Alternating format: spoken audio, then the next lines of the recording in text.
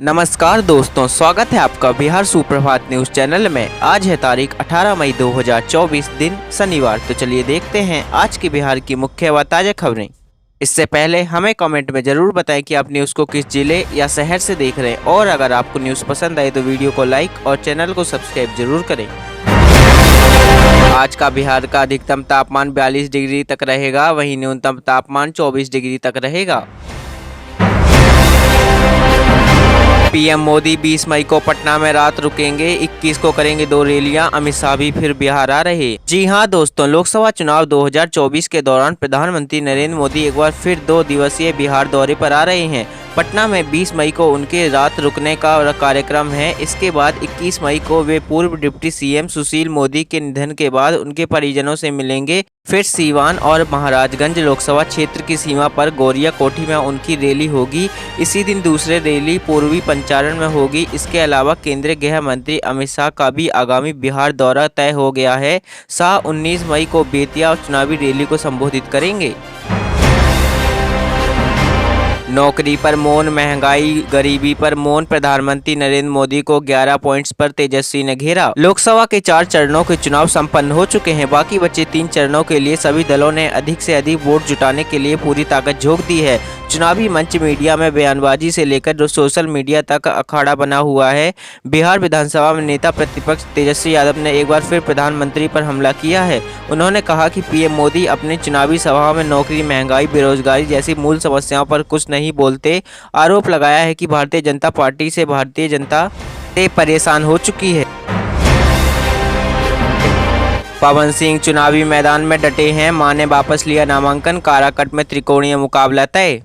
जी हां दोस्तों, बिहार की काराकट लोकसभा सीट से भोजपुरी स्टार पवन सिंह की मां प्रतिमा सिंह ने अपना नामांकन वापस ले लिया है। अब काराकट के चुनावी मैदान में एनडीए समर्पित प्रत्याशी राष्ट्रीय लोक मोर्चा उपेंद्र कुशवाहा, महागठबंधन समर्पित सीपीआई वालों के राजाराम कुशवाहा और निर्दलीय पवन सिंह के बीच त्रिकोणीय मुकाबला होने वाला है। पवन सिंह या उनकी मां में से किसी एक द्वारा नामांकन वापस लिए जाने की अटकलें पहले से लगाई जा रही थीं। सिंह के निर्दलीय मैदान में उतरने से काराकट बिहार की हॉट सीटों में से एक बनी हुई है। बीजेपी ने भोजपुरी स्टार को पहले पश्चिमी बंगाल की आसनसोल लोकसभा सीट से प्रत्याशी बनाया था, मगर उन्होंने टिकट लौटा दिया और बागी होकर काराकट से निर्दलीय चुनाव लड़ने का ऐलान कर दिया है।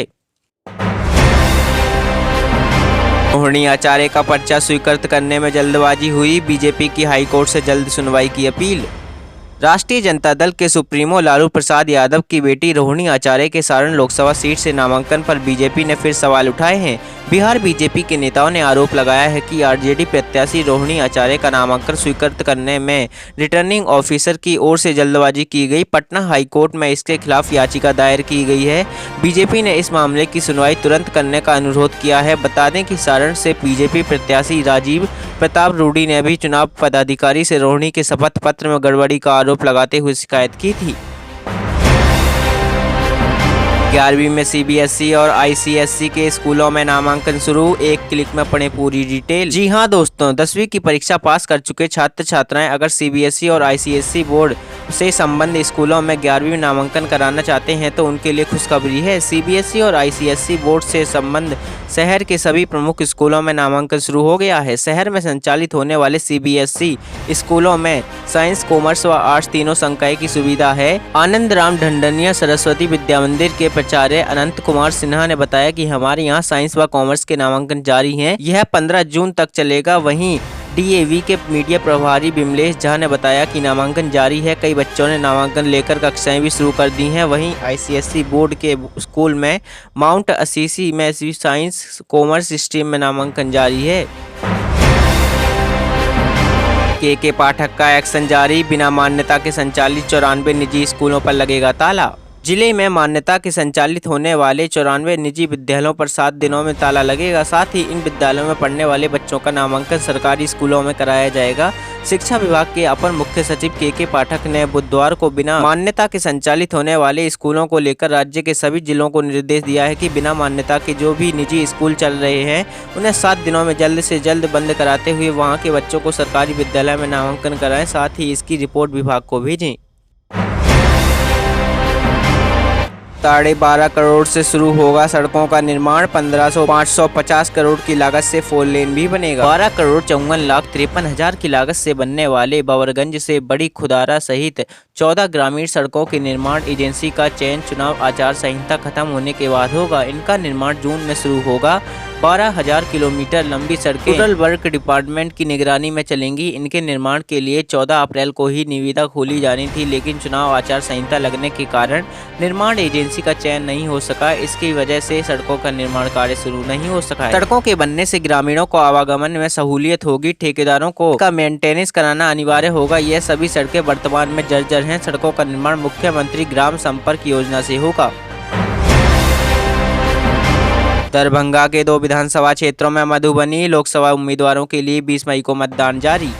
बिहार के दरभंगा जिले के केवटी और जाले विधानसभा क्षेत्र मधुबनी लोकसभा क्षेत्र में आते हैं। अभी वर्तमान में मधुबनी से भाजपा अशोक कुमार यादव सांसद ने अशोक यादव पूर्व कृषि मंत्री हुकुम देवी और नारायण यादव के बेटे हैं। उन्हें यह सीट 2019 में पिता के उत्तराधिकार के रूप में मिली थी। इससे पूर्व वह केवटी विधानसभा से विधायक रह चुके हैं। इन 2 विधानसभा क्षेत्र में कुल 3,04,192 मतदाता हैं। इस लोकसभा 2024 के चुनाव में राजद के उम्मीदवार अली अशरफ फातमी और भाजपा के अशोक कुमार यादव के बीच सीधा मुकाबला है। एक बेटे की चाहत में 9 बच्चे पैदा कर दिए, लालू यादव पर पर्सनल हुए सीएम नीतीश कुमार।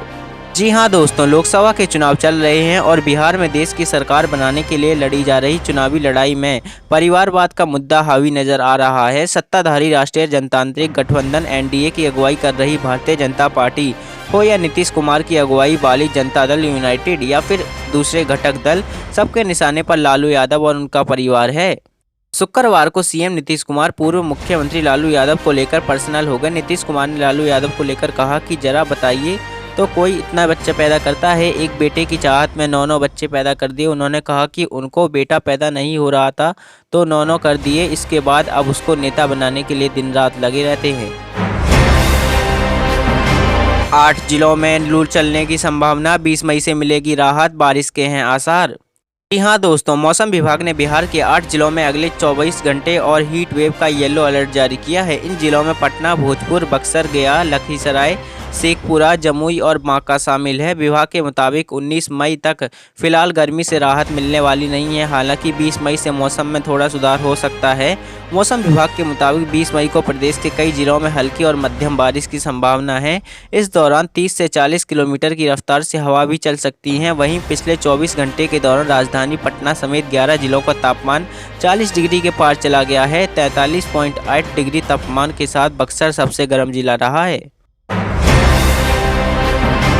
नहीं मालूम पापा की सीट है, हाजीपुर में चिराग पासवान पर 6 सवालों से शिवचंद्र राम का हमला। लोकसभा चुनाव के 5वें चरण में बिहार की 4 सीटों पर मतदान है, जिसमें एक बहुचर्चित हाजीपुर की भी सीट है, जिस पर एनडीए के प्रत्याशी और लोजपा के अध्यक्ष चिराग पासवान हैं, जो वहीं गठबंधन की ओर से आरजेडी प्रत्याशी शिवचंद्र राम हैं। चिराग के समर्थन में पीएम मोदी ने भी चुनावी सभा की थी।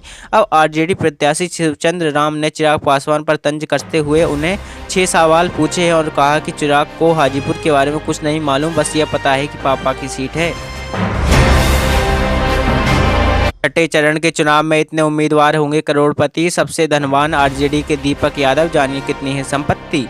लोकसभा चुनाव के छठे चरण में चुनाव लड़ रहे 35 उम्मीदवार करोड़पति हैं। प्रत्याशियों की औसत संपत्ति 3,97,00,000 है। इस चरण में 85 में 35 की संपत्ति 1 करोड़ या उससे ज़्यादा की है। उनमें 34 निर्दलीय में 9 करोड़पति हैं, जबकि जेडीयू के 4, राजद के 4, भाजपा के 3, कांग्रेस के 2, विकासशील इंसान पार्टी के 2 और लोक जनशक्ति पार्टी रामविलास के 1 उम्मीदवार करोड़पति हैं।